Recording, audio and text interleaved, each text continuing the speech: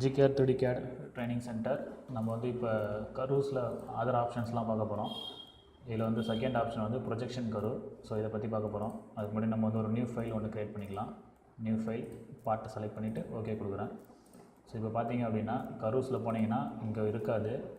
இது வந்து எப்போ வந்து உங்களுக்கு வந்து வரும் அப்படின்னா 2 கர்வ் வந்து நீங்கள் வரைஞ்சி வச்சுருந்தா மட்டும்தான் வரும். 2 ஸ்கெட்சு அப்படி இல்லைனா ஒரு 3D மாடல் இருந்தால் மட்டும்தான் அது ஹைலைட் ஆகும். ஸோ இப்போ நான் வந்து திருப்பி 3D வந்து உங்களுக்கு ஒரு ஸ்கெட்ச் வரைய போகிறேன். ஃபஸ்ட்டு வந்து ஃப்ரண்ட் பிளேனை செலக்ட் பண்ணிவிட்டு ஒரு ஸ்கெட்சுக்குள்ளே என்ட்ரு ஆகிறேன். ஸோ ஃப்ரண்ட் பிளேனில் ஒரு ஸ்ப்ளைன் வரைய போகிறேன். ஸோ ஸ்ப்ளைன் வந்து பார்த்திங்க அப்படின்னா இந்த மாதிரி ஒரு ஸ்ப்ளைன் வரைகிறேன். ஸோ இதோட அடுத்த ஸ்கெட்சு உள்ளே போக போகிறேன். ஸோ அதேமாதிரி திருப்பி டாப் லைனில் போய்ட்டு ஒரு ஸ்கெட்ச் வரைய போகிறேன். டாப் லைனை செலக்ட் பண்ணி உள்ளே போயாச்சு. Ctrl 8 யூஸ் பண்ணி நார்மல் 2 மாற்றிட்டேன். ஸோ அடுத்த ஸ்கெட்ச் வந்து இந்த மாதிரி ஒரு ஸ்கெட்ச் வரைகிறேன். ஸோ இப்போ இந்த மாதிரி ஒரு ஸ்கெட்ச் வரைஞ்சாச்சு. ஸோ இதையும் விட்டு வெளியில் போயிடலாம்.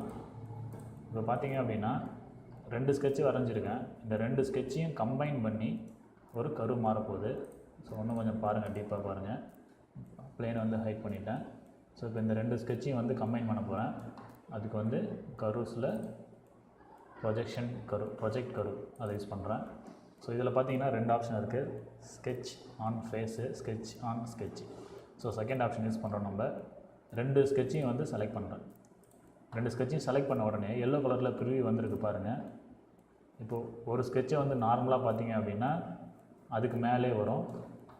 இன்னொரு டைரெக்ஷன்லேருந்து இன்னொரு ஸ்கெட்சுக்கு வந்து நார்மலாக பார்த்தீங்கன்னா அந்த ஸ்கெட்ச் மேலேயும் வந்து இந்த எல்லோ கலர் ப்ரிவ்யூ வரும்.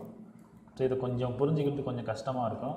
சாலிட்வொர்க்ஸில் கொஞ்சம் அட்வான்ஸாக இருக்கிறவங்க இது உங்களுக்கு நல்ல யூஸ்ஃபுல்லாக இருக்கும். இதை யூஸ் பண்ணி வந்து லாஃப்ட்டில் வந்து கைட் கர்வ் எப்படி கொடுக்கறது அப்படின்னு வந்து நீங்கள் பண்ணலாம். ப்ளஸ் வந்து உங்களுக்கு வேறு இடத்துக்கு நிறைய இடத்துல யூஸ் ஆகும். ஒரு 3D ஸ்கெட்சில் பண்ண வேண்டியதை இந்த மாதிரி 2 ஸ்கெட்சு போட்டு பண்ணலாம். அதுக்கும் வந்து யூஸ் ஆகும். ஸோ இதோட வந்து ஸ்கெட்ச் ஆன் ஸ்கெட்ச் முடிஞ்சிடுச்சு. அடுத்தது வந்து ஸ்கெட்ச் ஆன் ஃபேஸ் பார்க்கலாம். ஸோ இதை நான் வந்து டிக் பண்ணுறேன். டிக் பண்ணிங்க அப்படின்னா 2யும் சேர்ந்து ஒரே கர்வாக மாறிடுச்சு. இது பார்த்தீங்கன்னா XY Z 3 டைரெக்ஷன்லேயுமே இருக்குது இது. ஸோ அதனால் வந்து இது 3D கர்வ்னு சொல்லலாம் இதை. ஸோ இப்போ நான் வந்து அடுத்த கமாண்டுக்கு போகிறேன். அதுக்கு வந்து ஒரு நியூ ஃபைல் ஒன்று ஓப்பன் பண்ணிக்கிறேன். பார்ட்டை செலக்ட் பண்ணி ஓகே கொடுக்குறேன். டாப் லைனில் போயிட்டு ஒரு ஸ்கெட்ச் வரைய போகிறேன். ஃபஸ்ட்டு சர்க்கிள் எடுத்துக்கிறேன். சர்க்கிள் எடுத்து டைமென்ஷன் பண்ணிக்கலாம் 100 mm. இப்போ வந்து பிளேனை வந்து ஹைட் பண்ணிக்கலாம். பிளேனை ஹைட் பண்ணிக்கிறேன். ஃபீச்சரில் போயிட்டு எக்ஸ்ட்ரூட், இதில் போயிட்டு ஒரு 50 mmக்கு எக்ஸ்ட்ரூட் பண்ணிக்கிறேன். மிட் பிளேன் யூஸ் பண்ணிக்கிறேன். ஓகே கொடுக்குறேன். ஸோ இப்போ வந்து ஒரு ஸ்கெட்ச் ஒன்று வரையணும். ஃப்ரண்ட் பிளேனில் போயிட்டு ஒரு ஸ்கெட்ச் வரைஞ்சிக்கிறேன். Ctrl 8 போட்டு நார்மல் 2 ஸ்கெட்ச் பிளேனை மாற்றியாச்சு. ஸோ இப்போ வந்து இது மாதிரி ஒரு பிளேன் வரைஞ்சிக்கிறேன். இந்த மாதிரி ஒரு ஸ்ப்ளைன் வரைஞ்சிக்கிறேன். லைட்டாக மாடிஃபை பண்ணிக்கிறேன். ஸோ இப்போ வந்து ஸ்கெட்சை விட்டு வெளியில் போயிடலாம். ஸோ இப்போ வந்து கர்வ்ஸில் ப்ரொஜெக்ஷன் கர்வ். ஸோ இதை பார்க்கலாம். ஃபஸ்ட் ஆப்ஷன் ஆல்ரெடி பார்த்தாச்சு. இப்போ வந்து ஸ்கெட்ச் ஆன் ஃபேஸ் இதை செலக்ட் பண்ணிவிட்டு ஃபஸ்ட்டு வந்து ஒரு ஸ்கெட்சை செலக்ட் பண்ணுறேன். ரெண்டாவது வந்து ஒரு ஃபேஸை செலக்ட் பண்ணுறேன். ஸோ இதை பார்த்தீங்க அப்படின்னா ப்ரொஜெக்ட் பண்ணிடுச்சு இப்போ.